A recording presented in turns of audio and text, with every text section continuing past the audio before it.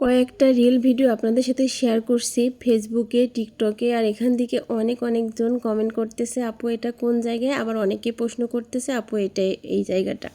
আসলে অনেকেই প্রশ্নের উত্তর দিতে পারছে, অনেকেই দিতে পারছে না। তার জন্য ভাবলাম যে না, আজকে একটা বড় ভিডিওতে আপনাদের সাথে শেয়ার করি যে আসলে আমি কোথায় গেছিলাম।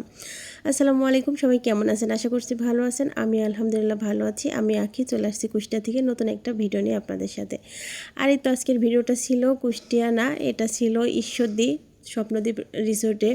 তো যাই হোক, এই ভিডিওটা ছিল আমার অনেক আগের, ডিসেম্বরের শেষের দিকে হয়তো। আমি যখন পুরাদাতে যাই, আর পুরাদাতে যাই কোথাও বেড়াতে যাই না, ইমরানের খুব আফসোস লাগছিল। জাম্মু স্কুল ছুটি হয়ে গেলে শুধু নানির বাসা থেকে আবার কুষ্টাতে ব্যাক করব। যেহেতু কুষ্টাতে আসার 2 দিন আগে আমি একটা ভিডিও করলাম, যেহেতু অনেক দিন ধরে যেহেতু কোথাও যাওয়া হয় নাই, তাই আর ইমরান যেহেতু বাসে উঠতে খুবই সমস্যা হয়, তাই পুরাদা থেকে ট্রেনে আমি ঈশ্বরদীতে যাই। আর ঈশ্বরদীতে যাওয়ার পরে অনেক সুন্দর একটা রেস্টুরেন্টে চলে যাই। আমি মোবাইলে সার্চ দিয়ে দেখি যে কোথায় কোথায় যাওয়ার জায়গা আছে, খুব অল্প সময়ের মধ্যে যেন আমি সকালে যাই বিকেলে চলে আসতে পারি। যদিও আমি সকালে যাই নাই, আমি গেছি 12টার ওইদিকে, যেহেতু টুঙ্গিপাড়ার ট্রেনে গেছি, যাই ঈশ্বরদী নামছে, ওখান থেকে আমি স্বপ্নদ্বীপ রিসোর্টে গেছি। তো যাই হোক, ওখানে যাওয়ার পরে কিন্তু আমার অনেক বেশি ভালো লাগছে। আর ওখানে যে এত সুন্দর সুন্দর জায়গা, এর আগে কিন্তু আমার মনে হয় না আমি এত সুন্দর কোথাও জায়গাতে ঘুরতে গেছি।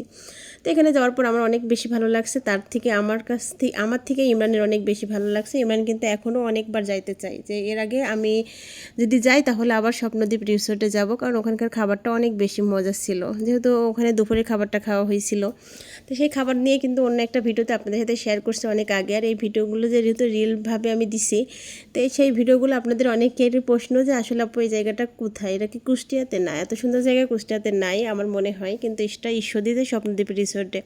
তো যাই হোক, এখানে কিন্তু আমার অনেক বেশি ভালো লাগছে। আর এখানে কিন্তু আমার মনে হয় কুষ্টিয়ার মধ্যে বা পাবনা ঈশ্বরদীর মধ্যে সবাই কিন্তু কম বেশি এই জায়গাটা চিনে থাকে।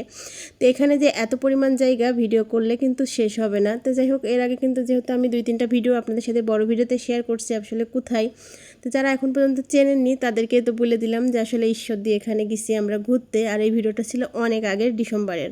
তো যাই হোক, যারা হয়তো জানছে তারা তো জানছে, আর যারা জানে নাই, যারা নতুন আমার ভালোবাসার মানুষ, তারা অবশ্যই জানে না যে আসলে কোথায় এটা।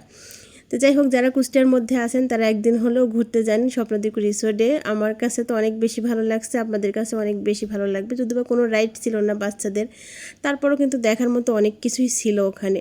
কারণ ওখানে গেলে আপনার মনটা অনেক বেশি ভালো হয়ে যাবে। সব থেকে প্রকৃতির সুন্দর সুন্দর গাছপালা দেখে, বড় বড় বিল্ডিং দেখে আমার তো অনেক বেশি ভালো লাগছে। আবার এখানে বেশ সুইমিং পুলও আছে, এখানে কিন্তু আপনি গোসলও করতে পারবেন। এত সুন্দর জায়গা। এর আগে কিন্তু আমি যে ভিডিওটা করছিলাম ওখানে কিন্তু সুইমিং পুলের ভিডিওটা আপনাদের সাথে শেয়ার করছিলাম। তো যেহেতু এই ভিডিওটা আমার অল্প অল্প করে রিল ভিডিও ছাড়তে আপনাদের খুবই পছন্দ হয়েছে, তাই আমার খুব ভালো লাগলো, তাই এই ভিডিওটা আপনাদের সাথে শেয়ার করলাম। সবাই ভালো থাকবেন, বাই বাই।